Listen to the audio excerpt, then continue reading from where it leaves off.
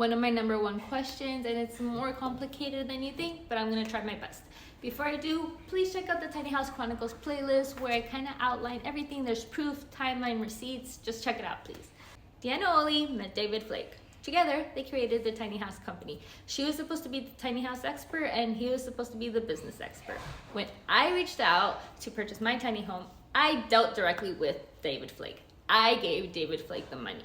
However, when it came to seeing my house, I dealt directly with Deanna Oley. I went to Deanna Oley's house. She's the one who sent us update photos. Cool. Everything was going great. 2 months later though, Deanna Oley calls me to tell me, hey, David Flake was taking company money, watch out. Then David Flake calls me, hey, Deanna Oley was taking company money, so I had to fire her. I don't know what's going on.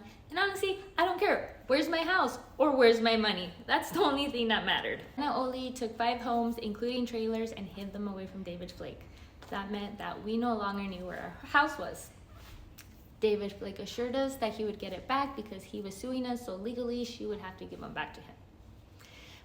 But Deanna Oley also countersued, saying, nope, I had those trailers first. I brought them into my business, so they're not Tiny House or David Flake's to take.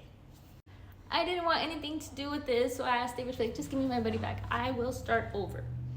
But he was so confident that he would get the house. And after time progressed, I said, you know what, just build me a new one. I don't care. It's the time that I've waited for this lawsuit. You could have built me a new one because they promised an 8-week delivery. But he ghosted me, and so did Deanna. David Flake had my money, Deanna had my house. In the meantime, Deanna Oley was fixing up the house to sell it to someone else. I was getting ready to sell David Flake and the Tiny House Company because David Flake was still collecting money from other people and not giving them their house either. So I thought, hold up, maybe Deanna Oley was getting screwed.